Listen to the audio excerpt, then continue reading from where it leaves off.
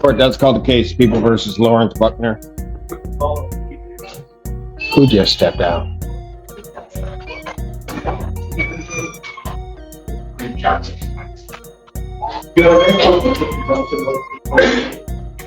Pardon? Approach on this matter? No. On? Okay. State your name. All right. Go ahead, counsel. Mr. Johnson, go ahead. Good morning, man. Please, this Honorable Court, Kareem Johnson, appearing on behalf of Mr. Buckner. All right, what are we doing on this case? All right, buckle in, because what starts as a simple procedure request turns into a legal storm. Mr. Buckner's attorney is calmly asking for more time to subpoena witnesses. But trust me, this calm won't last long. Stay sharp, because things are about to get messy. And police reports with body camera. We're asking this matter be set for exam. However, Mr. Buckner has, I believe, 3 witnesses that I think we will want to ask the court to take testimony from at the exam. So I'm asking for some extra time to make sure I can get those witnesses subpoenaed to court. Any objection to that? Counsel? Joe, I don't object to the outburst in regards to defense counsel's request. However, lead counsel is new on the case, is not aware of something that applies to the interrupt. Earlier this week, this defendant made threats to preliminary examination. Yes. A new charge, Sir, you need to face me. a new charge has been authorized against this defendant. Boom, new charge alert. And not just any charge, threatening a witness. That's serious business in court. When a defendant allegedly threatens a very person testifying against some judges, don't take it lightly. The court's focus just shifted from scheduling to possible bond revocation, stakes raised. We had previously advised the public defender's office. Graham Washington is in the office. Your Honor. Your Honor, this is, Sir, I will give you an opportunity to address the court, but you're not going to interrupt any. You're not going to interrupt anybody. You're interrupted. Yes.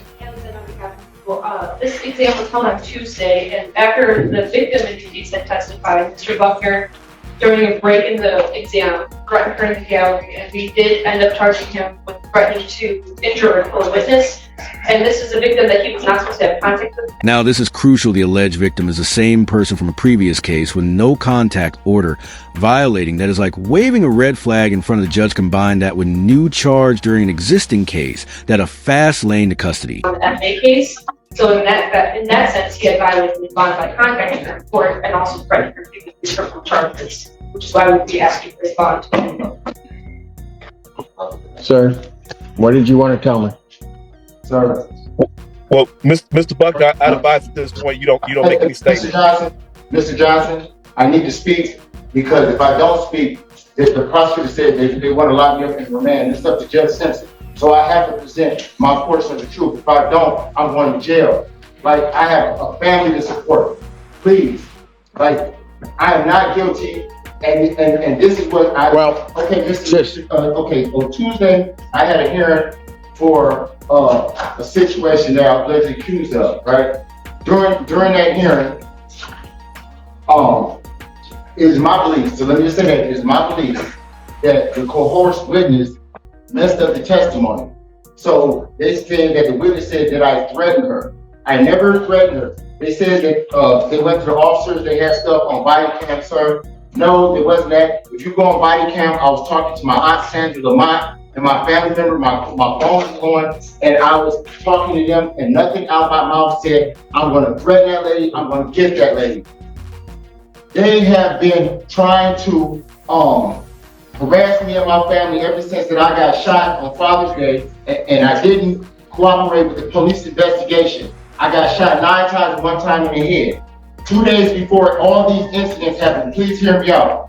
Deputy Caruso from Washington County kept coming to my house saying, you need to testify who shot you. You need to testify who shot you. I said, Mr. Caruso, all I want to do is live my life. I got a family, I got my brothers here, I got a few that I support. I don't want nobody getting killed. I died twice in my brother's arm.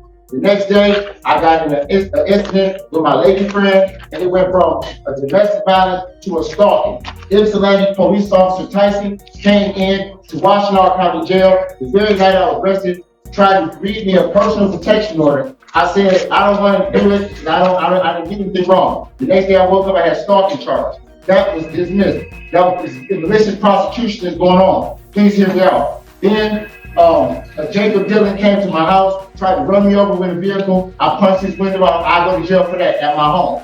Okay. Then so I come to court, and the prosecutors, Judge Rand Washington is the eyewitness.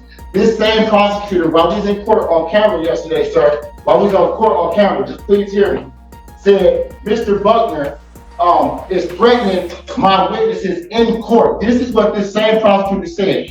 Judge Rand Washington said, no, he's not. Mr. Buckner is talking to me, and he's not threatening. See, they had already had it out. Stop. There was a video requested. Does the video show anything? Yeah, I haven't had a chance to review it. I just got it this morning. But we were informed immediately after the threat occurred. She informed our advocate, and then informed us that it had happened. And then she did a police report, and then we authorized the charges. Your Honor, may I? Hey, just a second, Mr. Johnson. Has the complaint's been authorized? Has it been sworn to? I don't think so yet. It was just authorized this morning at 8 a.m. Here's a twist. Mr. Johnson, the current defense attorney, didn't even know this new charge was coming. He says the case was handled by a different attorney. And now he's stuck trying to defend a bond revocation mid. Hearing with no discovery in hand. Imagine walking into a legal ambush. That's what this looks like. Yes, Mr. Johnson, go ahead, sir. Your Honor, this was not my case. This was the Public Defender's Office's case. My case was dismissed prior to this case on Tuesday. I have no knowledge of this. I have no discovery on this. So I can't effectively address this and make sure my client gets his due process rights in terms of a bond revocation hearing. I understand that this may have just happened Tuesday and all the police reports and video camera have not been gathered. But I do think it is unfair to address this right now. Mr. Buckner has always showed up to court. He's always showed up to court timely. I think it's best for the attorney who was present at that hearing to handle this bond violation, especially if that case is still ongoing. I just can't effectively represent Mr. Buckner on a bond violation that I did not know was going to occur this morning right now, Your Honor. Yeah. Mr. Brown, were you there on that? I was not. First of all, I was not there. Mr. Michael Gaddy was. I'm not sure if this is being handled as a bond violation. Well, they're asking for revocation of this bond because of new charges, I presume, and the nature of those new charges. So that's what they're asking for. I think a couple of things there, and I don't know what there was a request made for video from this courtroom of that day. We got time narrowed down. You need to take your hands out of your pocket. And the request was made. I checked with Judge Washington because she was the judge presiding as to whether or not she had any objection to that. She did not. That was, I think, Vern provided to the people in this case. They have not had an opportunity to review it. So as it stands now, these allegations that they have filed on each charge. Well, no, it's basically charged. It's authorized at this point. It's just that it hasn't come through the system yet. Okay, so here's what I'm going to suggest, and may not like it, but I think maybe this is the way to do it. The video, somebody from your office, Mr. Brown, was handling his exam, correct? Yeah. Okay. We just talked about it. He didn't see anything. So what I would do, and I get Mr. Johnson's point, he's trying to do that. What I'm going to do is temporarily take the defendant into custody. I want that video. Okay, now the judge plays referee instead of rushing judgment. He calls for the video smart move. He wants everyone to watch the footage and come back with facts, not feelings. This is classic courtroom control. Keep things fair, keep things clean, and don't let chaos hijack justice. Mr. Buckner? Mr. Buckner. I don't know what's on the video. I did not view it myself. And then have counsel look at the video, and then I will myself look at it when I get a break to be able to do so, and then make a determination if based upon that, his bond in this case should be revoked. I think that's probably the fairest way that I can potentially do. Yes, sir. Sir, I appreciate you first and foremost for this opportunity.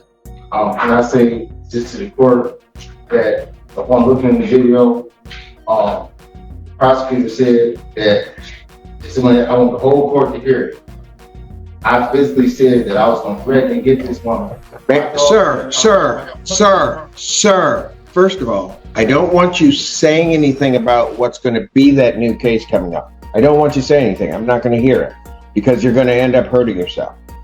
What I have said is you will be going into custody. We will then, and I'm not saying even at this point I'm going to keep you in custody. A video was requested. I'm going to give, the prosecutor's got to look at it. I'm going to give counsel that was handling it at that time an opportunity to look at it also. Mr. Brown has already indicated they spoke with your attorney at that hearing and he did not witness anything. And I don't know because I was not the judge presiding. So this is the best that I can do to try to figure it out at least preliminarily. Mr. Judge Simpson, I'm a very honorable person. I'm asking in all due respect. I'm not a flight risk, sir. Sir, I'm not saying that you are. My dog's in the car. Is there any way that I can call my brother so he can come? Sir, I'm going to expedite it as best I can to make sure that I can look at it, get you recalled back up, and tell you what I'm going to do. But I think everybody has to look at it. Mr. Johnson's not here, so he can't himself look at it, but it affects his case. But the people that can look at it can do that and maybe get in touch with Mr. Johnson. I don't know, but I'm just saying that's the way I'm going to handle it at this juncture. All right?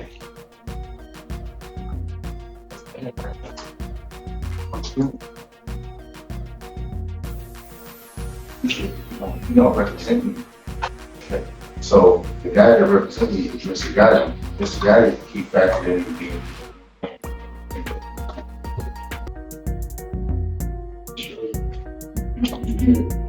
Okay, look, Mr. Buckner, they'll be able to talk to you back there.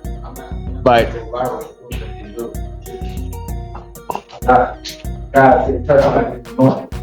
I'll pass the matter. Sir, you better